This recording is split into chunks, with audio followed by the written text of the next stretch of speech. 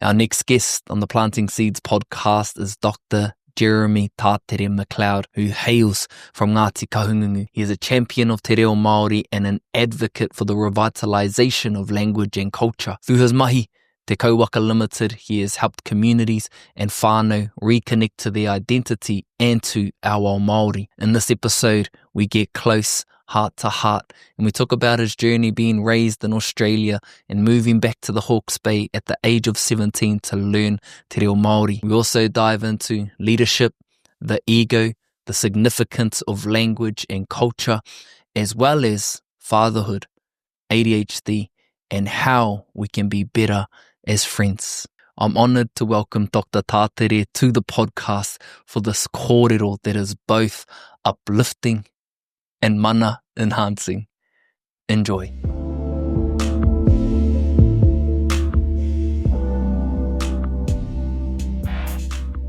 Planting Seeds whānau, tēnā koutou, and welcome back to the show. Really excited for the next guest, and it's been someone that I've been really keen to have on the show. So glad that Kaitaia has been the place for this connection to happen. Kia koe, Jeremy, nau mai ki tēnei kaupapa e hoa. Kia ora, tēnā koe. Awesome to hear a bit of your kōrero, and just to see a lot of the kōrero that you have put out and a lot of the responsibility that rests on your shoulders and how you're able to carry that. And maybe we'll just start, there, You do carry a lot of responsibility, for your iwi Ngāti Kahungunu. How do you manage that, or how does that sort of rest on you? I think the core fundamental aspect of leadership is the ability to lead people, but I don't believe that's leading people standing there with a staff on a mountain talking down to people. I've always believed that leadership is about, first of all, finding people's strengths and their passions and how you can harness them and build others. I think it's about, you need ego sometimes as a leader because people look to you to make a call. You have to make a call and make a decision. And there are other times where you can take on board everyone's perspective, but there are times in the heat of the moment where you just have to make a call. But I think leadership within a tribe, I guess, is, there was a saying once that said, te tangata kei aia te whakapapa te whai kōrero me te whakapono he autaia tangata tērā, which was, it said that he or she who possesses belief, genealogy and oratory skills is an ideal leader, apparently. That was one say. But yeah, I think the responsibilities of leading people means that you have to lead by example. If you get it wrong, it's okay to admit that you got it wrong, knowing how to apologize. But of course, the other side of that is that you can be on tap a lot and people expect you and need you, and quite often the family sacrifices the most. Yeah. Do you feel like within that, the first question that I want to ask is, did that come naturally, or is that something that was actually built over time in terms of where you're at with leadership, or were you leadership when you're younger, or was that something that has developed as most things do? I think when I came back to Hawke's Bay, to where my mother's people are from, being the first person able to speak Māori in my family, like for several generations, naturally people look to you for leadership as a speaker. And so it grew really fast.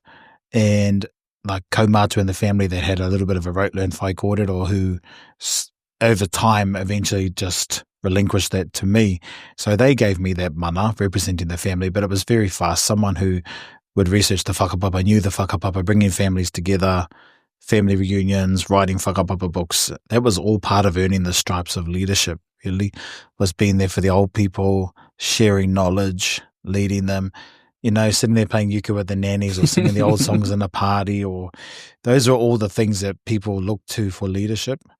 And so it grew really fast and it's continued to grow. It hasn't always been easy to maintain though, because when you get married and have kids, they rightfully so demand your time.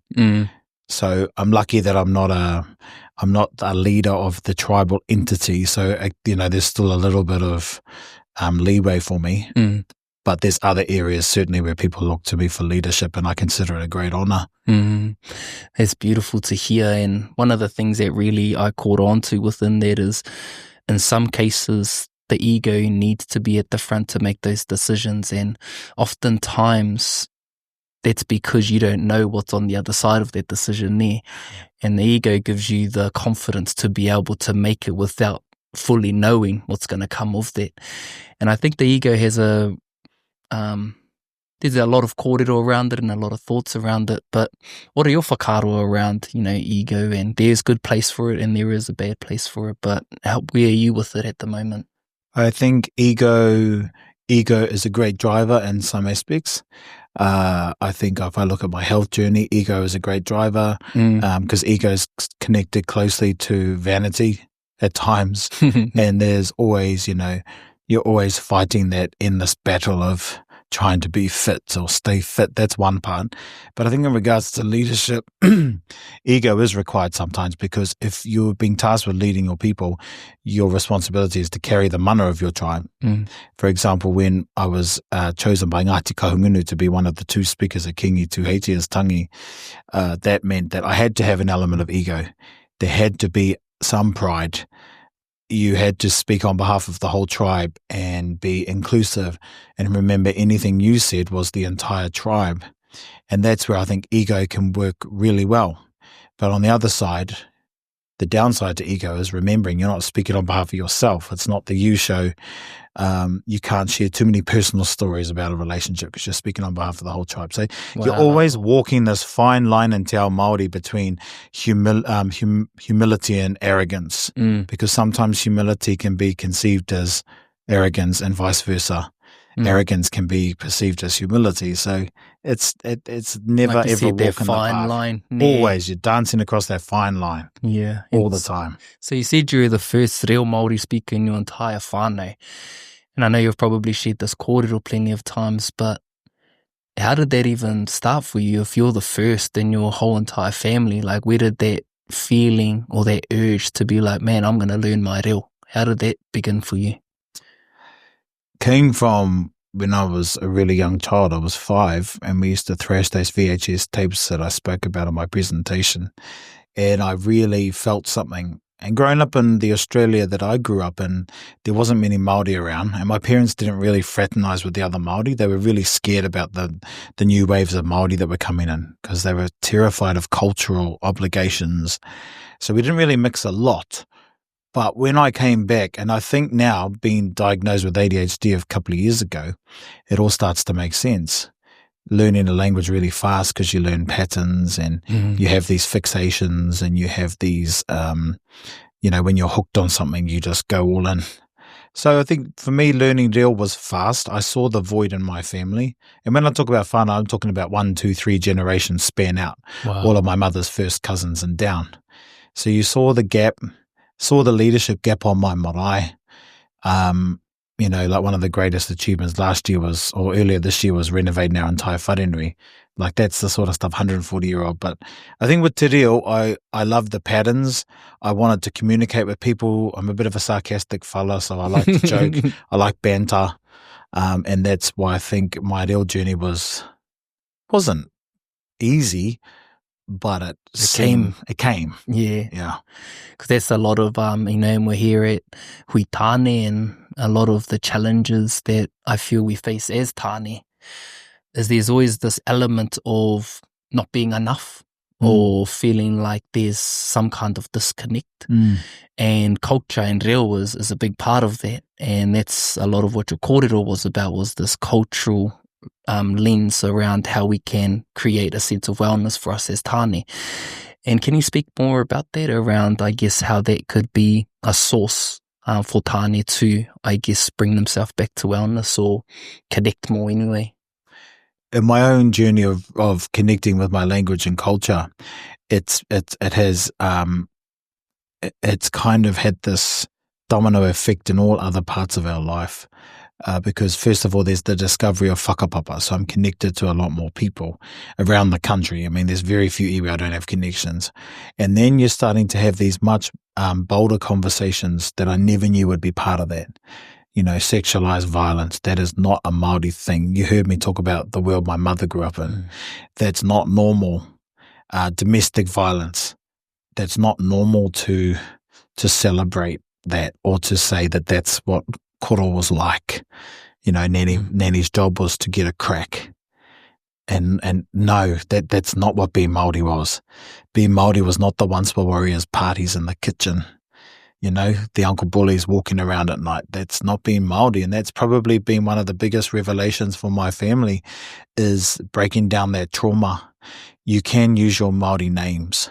When I've had uncles that have been policemen, they've seen the Springbok tours, the worst side of our people being spat on. And I think it's about celebrating those things with people when they have those revelations in life. The problem is on the other side, our people chuck off and go, oh, that's a newborn Maori, and they don't know. But I mean, hey, if they're going to get this, or if they're going to get a moko kauai, or if they're going to name their children Māori names, or make the bold move of sending them to kohanga, we should celebrate those, because those are huge for people. And then when I look in that room with all of those tāne, I thought, who am I, the 17-year-old that's only been here for 21 years, to get up and talk about a language journey? How entitled am I? Came here as a 17-year-old, no, nothing else. I worked at night in an apple pack house, studied during the day. No kids, no partners, I had no bad grammar that had been drilled into me at kura. It was new, it was a blank canvas. So I guess when I talk in these forums, I always try and connect with people and say, you can have all the degrees in the world, but you'll still speak English at home, because it's the easy language. Man, and you've got a great way of, I guess, connecting with people, because, as you said, there's these expectations that we have on ourselves to. Well, one of my deficits is, being raised there is like, I should know more. So my shame isn't in being Māori.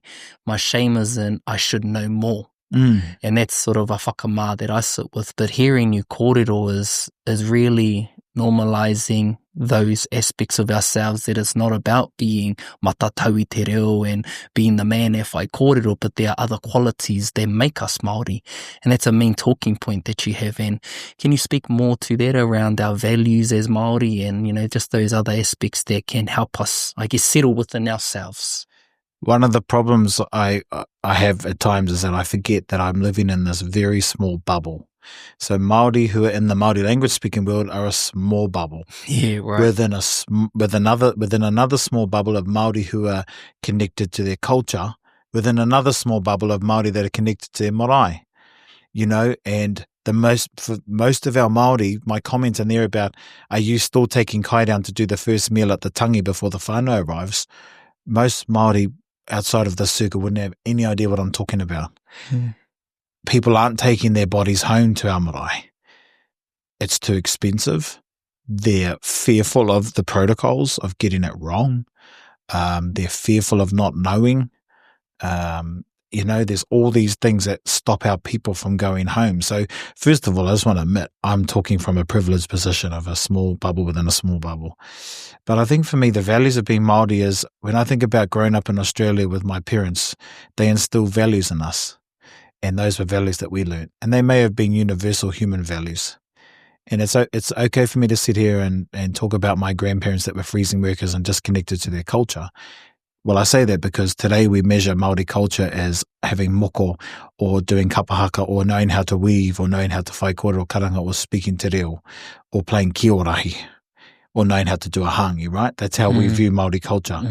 I mean, they had culture. They were hunters. They were providers. They knew how to look after one another. And those are the values that I'm talking about. What sets Māori apart from others? I had a wānanga on the weekend, the first night, 5 hours of mihi mihi. Wow. 35 people, 5 hours. But I said, this sets Māori aside. We bother to learn about one another. We care to listen. You go to a Pākehui, you wouldn't have that. You'd have a name tag and that's it. So I think those values to me, and like I said in there, wearing your pajamas to the supermarket at 3 p.m. that we roll our eyes at, that's not necessarily a Māori value, is it? No. Taking your hat off during the kariki is not a Māori value, but it has become a Māori value. So one of my things is always trying to figure out, well, what actually is authentic Māori and what is just westernized values that we've painted as Māori, because there's so much fusion now. But I think the core values are look after one another, uplift one another. I mean, you smash them when they need it. I'm not saying that it's all rainbows and unicorns and holding hands. No, but those are the values I'm worried about. Yeah, wow. And that led into your kōrero around the haves and the have-nots.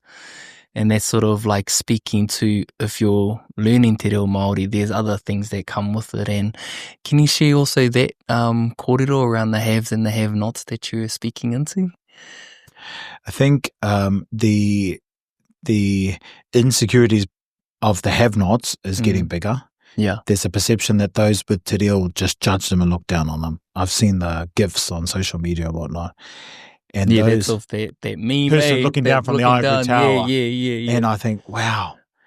But then for someone who has to sit on the front at my marae because there's no one else, or my pa, I have the same insecurities. I don't know how to do the hangi. I've never learnt, never been taught. I don't get to go out the back. Like it's not like we're sitting out the front having a holiday, so we start taking pot shots at one another. But that is all manifestation of deep-seated insecurities. So I think with those that do have te reo, there has to be a more humility. I mean, there are times where I'm completely unwavering towards te reo, and I will uphold it. But you need to talk to people's hearts, because learning te reo is not easy. And who's got the time? Who's got the time to maintain a marriage, be a good father, work, look after your own health, get to the gym and, don't be a couch potato, and then make time to learn te reo? And that's why I wanted to say that in there. I get it. It's not easy, but to save te reo, we can do a lot by our attitudes, normalizing words, reviving names with our kids.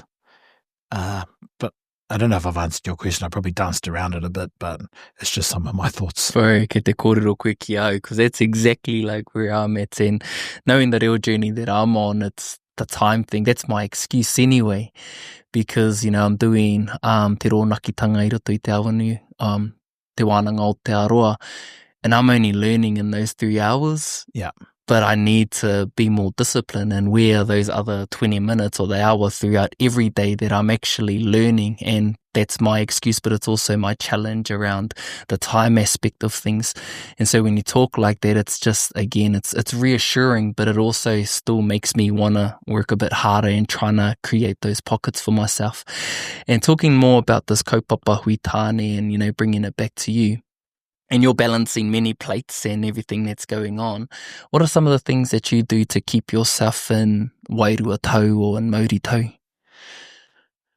Well, if I flip the question, there are times where I go into the vortex of overthinking, of self-sabotage, of imposter syndrome, of beating yourself up, right? Like all men do. Yeah. And it's about how do you have those systems in place that help you reset. It's like my water. It's like finally found a gym and finally found a PT that can do 6 a.m., which is peak hour. There's no one else. But some days you're just smashed. Like I'm trying to get out of bed at 5 a.m. and I was like, I just can't come in today. My Māori is dead. So I think for me as a Māori male, sometimes those hard truths, you won't always accept them from your wife. Sometimes they come from, the least expected quarters, but it's having those people that will tell you if you're being a dick, if you're being a clown, if they've noticed that you're a little bit off.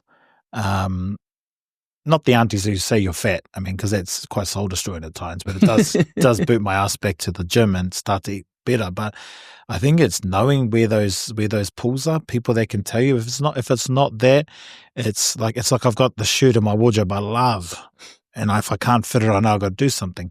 And it's the same with my ideal. It's coming to things like this, being selfish, taking time out, but knowing who can tell you the truth, who is going to be the ones to tell you what you need to know. And sometimes it can be a soft message, it can be a hard message. Yeah, but it's like I said to you, don't get caught in that land of rainbows and unicorns where I am in te reo, thinking everyone loves te reo, and realizing there's people out there that are living on the streets. They can't even bloody buy bread for their kids. So who the hell is going to make time to learn te reo?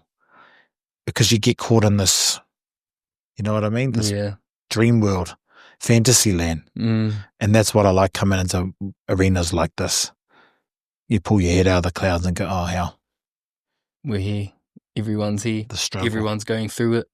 And when you're thinking about, like yourself, has there been like a piece of advice or something that has been, that's been really helpful, and whether it's your journey professionally or personally or even within your whānau, has there been either an internal wānanga or something has shared something with you that you've been able to capture and been like, yep, this is really helpful in this moment?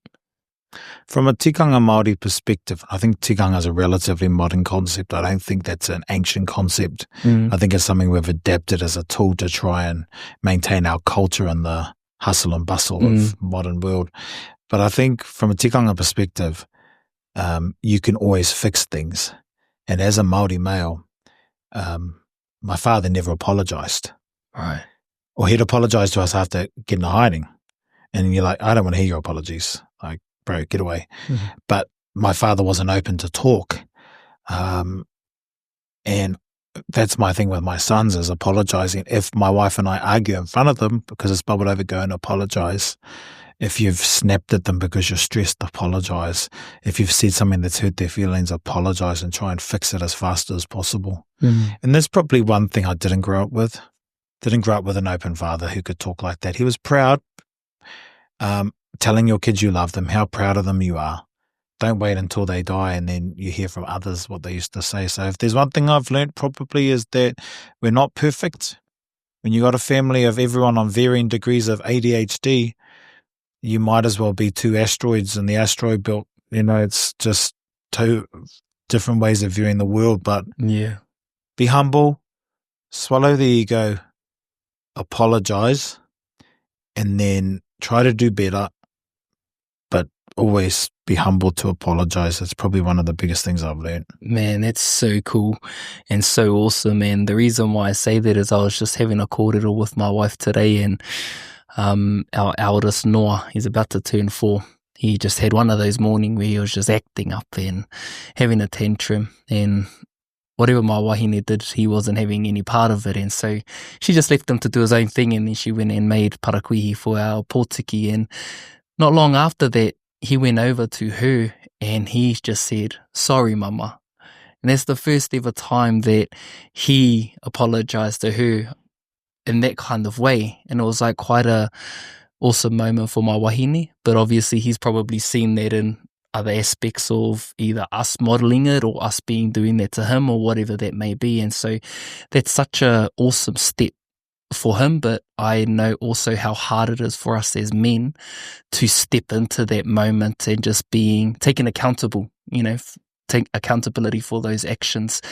And if you're open to it, well, what was that moment like when you realized, where you're like, oh, I actually got ADHD and it was diagnosed? Was it a moment of relief, or was there synchronicities of moments where you realized that, that's why that happened? Or where are you at sitting with that? Because it's coming up quite a lot at the moment around people now realizing that for themselves.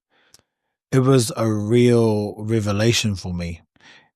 One of the hardest things, I think really it was in my marriage. We are married, we are business partners, we work together, we raise kids together, and we were always clashing because my wife is at one end of the spectrum with inattentive and I'm hyper-attentive. Right. So I'm a high-performing, juggling several things at once, and I and managing. Methodical. Managing. Whereas my wife can't, like she can, but it's a total different way of processing and managing. And that's really what drove us to it. I said, if we don't do something, we're just going to keep, one's going to shut down and one's going to just attack.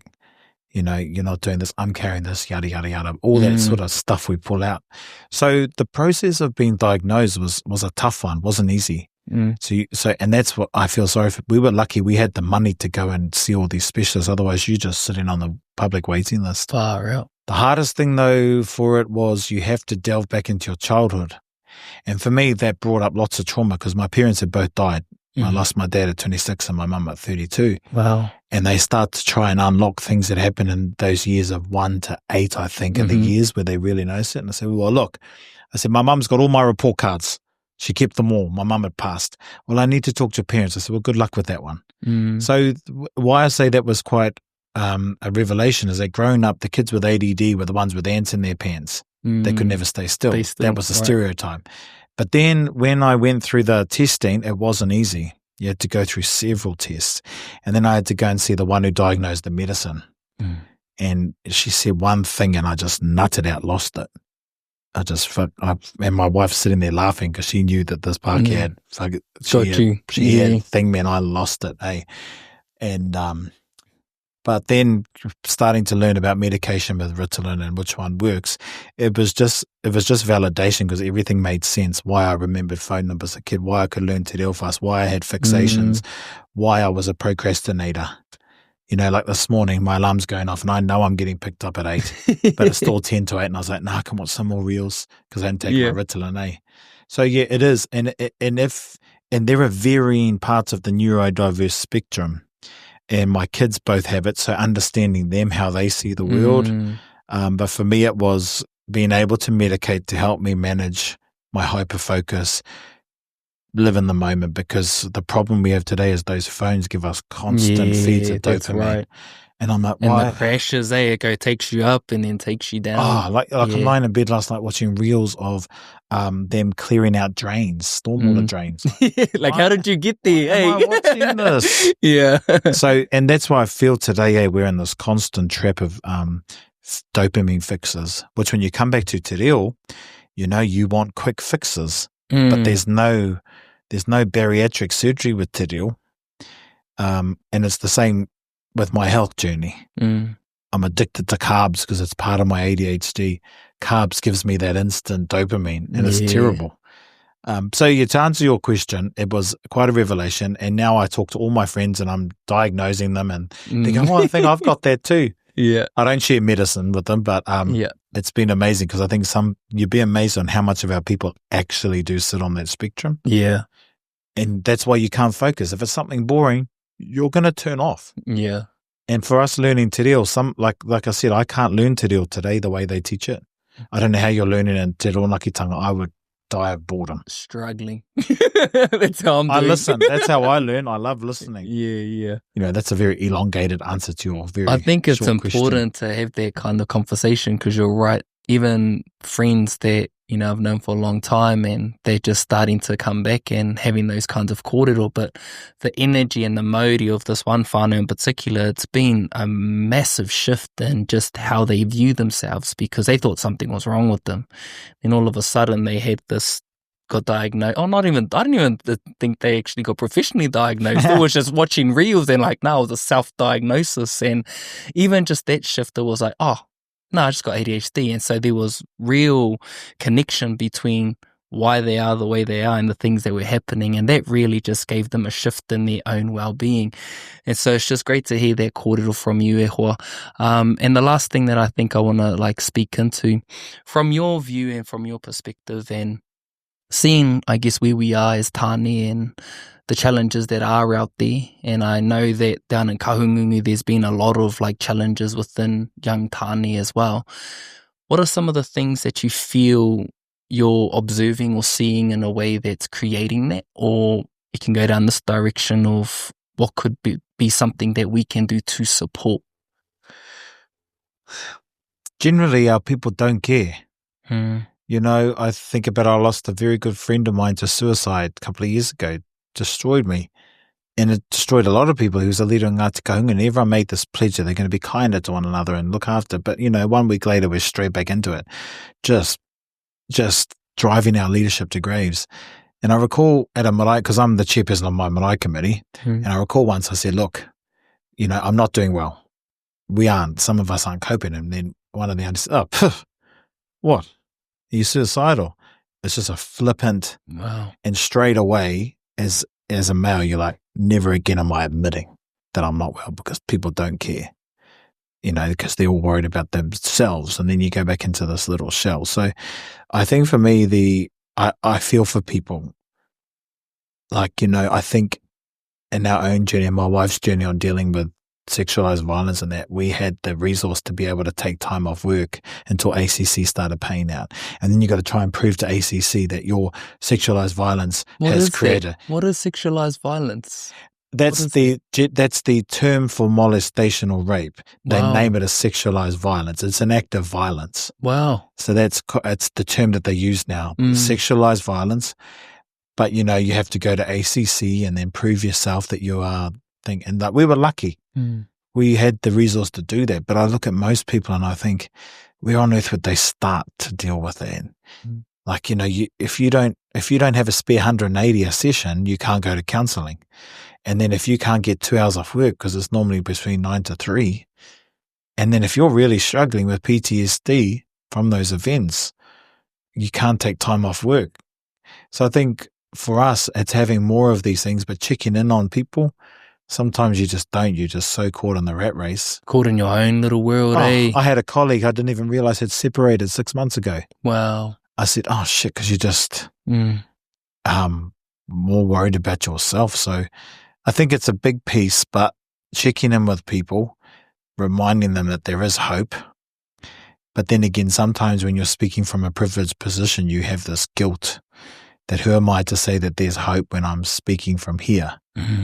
And that's probably more an insecurity that we have. It's like with speaking Māori.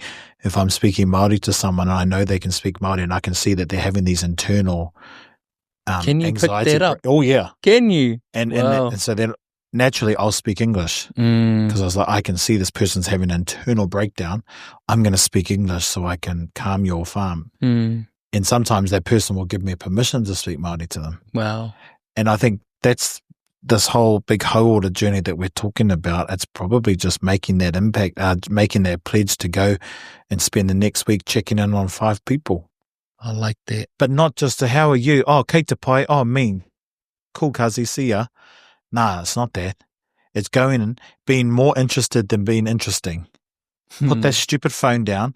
In my case, take a Ritalin, throw the phone away, be more interested and interesting, and actually ask people, how are you? And then don't compare their stories with yours. Don't do that. Oh, yeah, no, that's like me because I went through that too and it was so hard. Use it as your opportunity to talk about yourself. So I think maybe it's that. Every single person in this hui should make a commitment that over the next 7 days they go and check in with 5 people. And let them talk. But give them modi. Like actually when you give people your modi means you're giving them time. Presence. And sometimes in these hui it's a bit hard because you just kind of, kia ora, you don't want to get too deep because you got to move to the next workshop. But maybe that's it. Maybe everybody should make that their matariki resolution. Check in with 3 people every week. That's so cool. And that's like my default in recently, which is like, oh, how you been and all of that. It's good as can be. Yeah. That's where I get to, rather than, oh yeah, I'm all good. It's actually like good as can be, because as you said, you just get so warped in your own life, and you think about all the moving parts of your life. You got your own hauora, you've got kids, you've got a partner, you're trying to make money to support your family, you've got all of these responsibilities. And so again, where's that time just to check out on someone? And the thing that I know for sure within myself is that when I'm in that, I'm in it. But when I'm out of it, checking in on someone, I'm loving that just as much. Yeah. Because that's what's important. It's those meaningful connections. And I even think just being real in our answers is a good step. Because if I say kia koe, ke te pēhea, you just say kei te pai, well, it just becomes like that white noise, ne? Yeah. But if we can be true in our answers and just being like, oh, actually, going through a little bit of this, going through a little bit of that, that starts the conversation. And we don't do that because we've grown up with the stigma of, fucking harden up. Sorry. Yeah. Hey, fucking harden Pai up. te kōrero pērā. But fucking harden up. People have got it much worse out there. Then you start comparing trauma. Oh, what's she going on about? Not about a trauma battle, eh? No, but it becomes a trauma. Oh, what are they on about? Oh, she only got fondled. Oh, fuck, that's nothing. That's the sort of crap that we grew up with in Te Māori. An acceptance of glorifying people in our whakapapa that were wife beaters. It's like, no, that's bullshit. That's rubbish behaviour. Not going to do that anymore. My uncles and there's radical Maoris on TV. That's not what they say when my wife and I go and get korowai for them for their birthdays. They cry. I don't feel worthy of wearing this. You're worthy. Yes, I just think check in with one another, but build this culture of it's okay to not be okay. Like I cried with my son last week mean. Couldn't deal with his behaviour. I just didn't know where to get to. And he cried too, and we just sat there crying. But my father never cry. Mhm. My son, I don't know what to do. Are you all right? Yeah, so I don't know. Those are great special moments. One thing that I've learned more recently is because, this time of the year and you got, young tamariki, kia mā wiwi rātou. And my boy was like real maremare at a tummy bug, and the whole shift in who they are when they get sick is so drastic in a way of, I know what my son's like, and man, he's full on, and he's loud as, and he's here, there and everywhere, and then all of a sudden gets sick and he's on the couch not eating. His whole wairu and ahu has just changed. And in those moments I just feel helpless and I feel like I can't really do anything. But then this other part of me comes out, which is just being caring and nurturing and aroha, just give everything. And the thing that I also think about within that, and this has probably just gone off on a different pathway, but it's, I wish that he was that hoha tamaiti outside of like how he is on the couch right now. And I think those are the great things about, being a parent, and, we go through our own challenges as papa, and I think they're unique to us as men, like what we feel in terms of the pressure and wanting to be different to how we were raised. And where do we get time to be able to give ourselves a pat on the back for being like, nah, I am making the change? And maybe that's a question to ask you. Do you create space for yourself to recognize the changes that you've made for how things are, although you might want things to be different? How are you with actually taking on acknowledgement or giving time to yourself for that? You kind of have these hang-ups as a father, because when I met my wife, our eldest son was 3 when I entered his life. When I entered his life, he was 3. And we still have a reasonably amicable relationship with his father.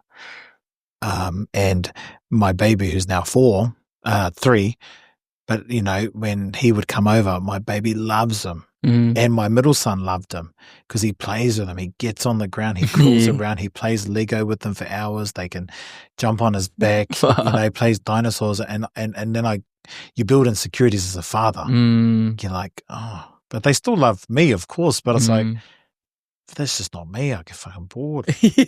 I don't play sports. I don't play rugby. I never have. It's just not me. Like, I'll sit there with my sons. Yeah. And so you kind of, you're always looking at, am I a good dad? Could I be a better dad? Like, I'm not with them for 7 nights of the first week of the school holidays. I remember my son was sick in hospital, had his adenoids out, and he wound up back in hospital. I've still got the photo. Got back from working in Blenheim, went straight to the hospital, and he's just lying in bed, and he looks at me and he just cries. Like, no noise. It would have been about 4.